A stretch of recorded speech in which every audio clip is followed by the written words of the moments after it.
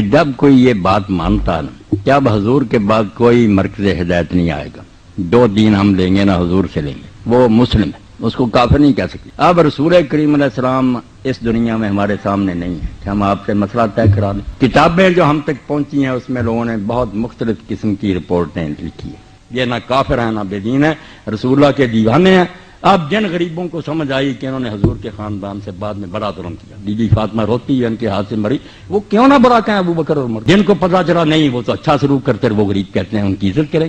یہ بیچارے بعد میں جو ہم پیدا ہوئے ہمارے بس میں کچھ نہیں، موقع پر نہ وہ تھے نہ یہ تھے، لکھنے والوں نے ظلم بھی لکھ دیے، لکھنے والوں نے ان کے عدل بھی لکھ دی، مگر یہ صبر کر دیں، بالکل ایک دوسرے کو گلے لگا لیں کہ بھائی آپ نے جو سنا اس کو مانے، ہم نے جو سنا اس کو مانے، رسول اللہ کو تو سب مانتے ہیں نا، آؤ بھائی بندے مل کر رہیں، وہ بندے اچھے تھے یہ برے تھے، اللہ فیصلہ کرے گا، اس پر آ جائیں انشاءاللہ نا یہود نصارہ کچلے جائیں گے۔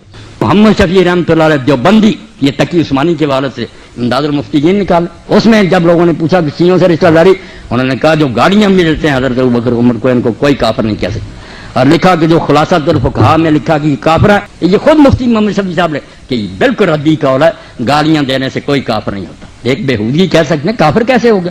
کافر ہوگا کوئی کمبخت جب یہ کہہ دے گا کہ اب میں محمد رسول اللہ کو نبی نہیں مانتا، یہ کلمہ پڑھ کر اسلام میں آیا تھا، نہ ابو بکر کا کلمہ پڑھ کر آیا تھا، نہ علی کا آیا تھا، کافر کس سے ہو گیا؟ وہ رسول اللہ کو نہیں مانتا، نبی رسول اللہ یا علی نبی، ابو بکر نبی، یہ نبی نہیں ہے، نبی کی امتی، حضور کو ماننا دین ہے۔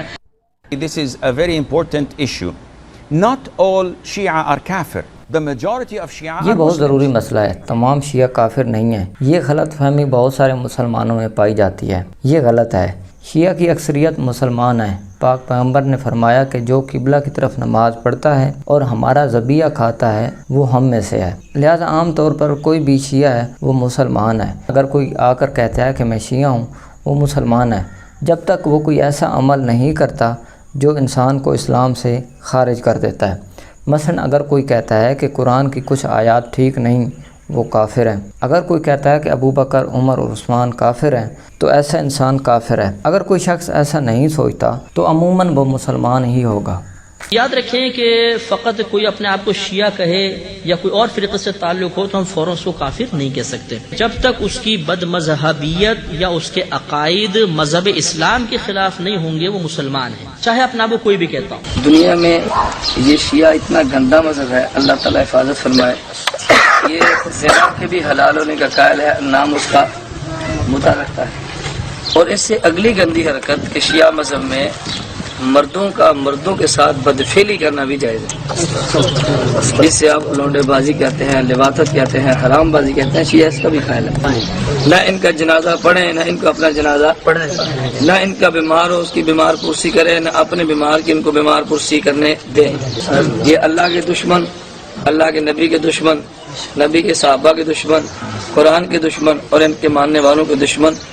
انجینئر مرزا علی جہلمی رافضی کے پیچھے کھڑے ہو کے نماز پڑھتا ہے، ہاتھ چھوڑ کے نماز پڑھتا ہے۔ کئیوں نے سوال کیا کہ حضرت یہ ہاتھ چھوڑ کے نماز پڑھنا جائز ہے؟ میں نے کہا یہ بات کی بات ہے، ہاتھ چھوڑنا یہ ماننا، اس شخص کے پیچھے نماز پڑھنا جو ابو بکر، عمر، عثمان کو کافر کہے، جو عائشہ کو فاحشہ کہے، جو قرآن کو جھوٹی کتاب کہے، اللہ کی قسم اس کے ایمان کو تسلیم کر کے اسے اپنا ایمان بنانے والا، ایمان تسلیم کرنے والا مسلمان رہ نہیں سکتا۔ اصحاب ثلاثہ کی خلافت کو ہم نہیں مانتے، یہ ہمارا موقف ہے بالکل۔ باقی انا ہم ان کو کافر کہتے ہیں، ہم ان کو مسلمان مانتے ہیں، آگے خلافت کو ہم نہیں مانتے۔ وہ اس لیے نہیں مانتے کہ صحابہ کی بہت بڑی جماعت، کثیر جماعت جو تھی وہ ان کی خلافت کو مانتی بھی نہیں تھی، اور ان کی اس کی خلافت پہ کوئی قرآن یا حدیث میں نص بھی نہیں ہے۔ جہاں تک رہا حضرت عائشہ کا، حضرت عائشہ کو ہم ام المومنین مانتے ہیں قرآن کی روح سے، ہم ان کو بالکل بدکار یا زانیہ یا اس قسم کی گناہگار بد کردار نہیں مانتے، اور نہ یہ انبیاء کی ازواج میں ہو سکتا ہے، یہ نص قرآن کے خلاف ہے اگر کوئی نبی کی زوجہ بدکار ہو تو۔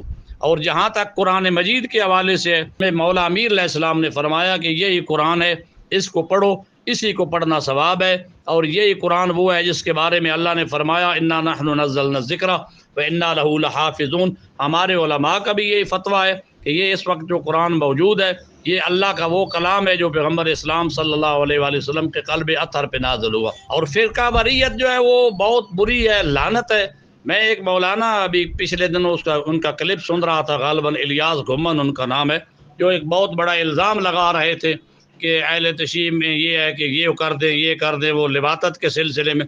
یہ بالکل جھوٹ ہے، افتراء ہے، اور ایسا کام جو کرتا ہے وہ تو خداوند عالم کے نزدیک اور قرآن کی روح سے بہت بڑا گناہ گار ہے. اس زمانے میں جو شیعہ کافر کا نعرہ لگا تھا وہ ایک سیاسی نعرہ تھا. آج وہ سب غائب ہو گئے ہیں، آج سب وہ گندگی کے ڈھیر میں پڑے ہوئے. بالکل اگر شیعہ کافر ہوتے تو ایم ایم اے کے سینے میں نہ بٹھایا جاتا. ایم ایم اے اگر شیعہ کافر ہوتے تو مجھے ٹریجرر نہیں بنایا جاتا.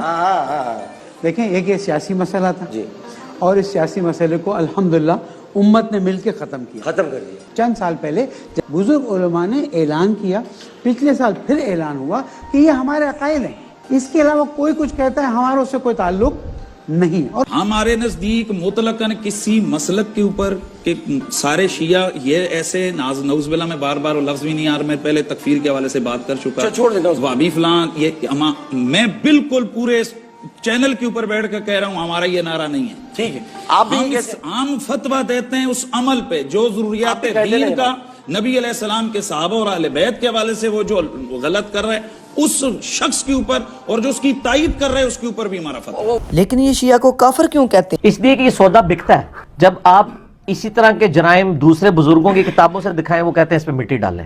یہ سودا بک رہا ہوتا ہے شیعہ کافر والا. پھر آپ کو پتا ہے ہمارے یہاں ایک پولیٹکس بھی، جب ایک ایران کا جب انقلاب آیا 1979 میں، اس کے بعد یعنی ارد گرد کے سارے ملکوں کو یہ فکر پڑ گئی کہ انقلاب جب آتا ہے نا تو ہمیشہ ایکسپورٹ ہوتا ہے. یہ بات یاد رکھیں. جیسے ایران میں جب انقلاب آیا نا تو یہاں پہ بھی لوگوں کو فکر پڑ گئی، سعودیہ کو فکر پڑ گئی کہ یہ تو ایکسپورٹ ہوگا پاکستان میں بھی، دوسرے ملکوں میں بھی. تو یہاں پہ پھر انہوں نے دہشت گرد تنظیموں کو بھرتی کیا، اور وہ یعنی محبت صحابہ کے نام کے اوپر، اور پھر اس طرح کی تنظیموں میں آ کے انہوں نے ایکٹیویٹیز پرفارم کی، امام برگاہوں پہ حملے کیے. وہ جسٹیفائی نہیں ہے. لیکن آپ کو بریلوی دیوبندی کافر چاکنگ کرتے نظر نہیں آئیں گے، کیونکہ یہ سودا بکنا کوئی نہیں ہے، اس کے پیچھے فنڈنگ کوئی نہیں ہے نا. شیعہ کافر کے پیچھے تو آپ کو فنڈنگ نظر آئے گی سعودیہ ایران والی ٹسل میں. وہ ہمارے اکابر کو کافر کہیں، اس سے وہ خود تو کافر نہیں ہو جاتے. یہ بھی سن لو کہ تک صحابہ کو کافر کہنے سے آدمی کافر نہیں ہوتا. یہ اپنے ہی اکابر کے فتاوی میں میں نے پڑھا ہے. ایک آدمی کہتا ہے سارے صحابہ کافر تھے، اس پر اس کے کفر کا فتویٰ نہیں آیا. اختلاف اور ہوتا ہے، جھگڑا اور ہوتا ہے. وہ سنی سنی میں بھی ہے، وہ شیعہ شیعہ میں بھی ہے، وہ بھائی بھائی میں بھی ہے. اختلاف نہ ہو تو تحقیق کے دروازے بند ہو جائیں. اختلاف کو حسن جانو. ایک ماں باپ کے 4 بچے ہوتے ہیں، چاروں مختلف ہوتے ہیں. یہ جو ہمارے علمی اختلاف ہیں، سنی شیعہ میں، شیعہ شیعہ میں، سنی سنی میں، دیوبندی بریلوی میں، یہ علمی اختلاف ہیں. جس نے کہہ دیا لا الہ الا اللہ محمد رسول اللہ وہ مسلمان ہے، اور اسلامی احکامات اور اسلامی دستورات اس پر لاگو ہوتے ہیں.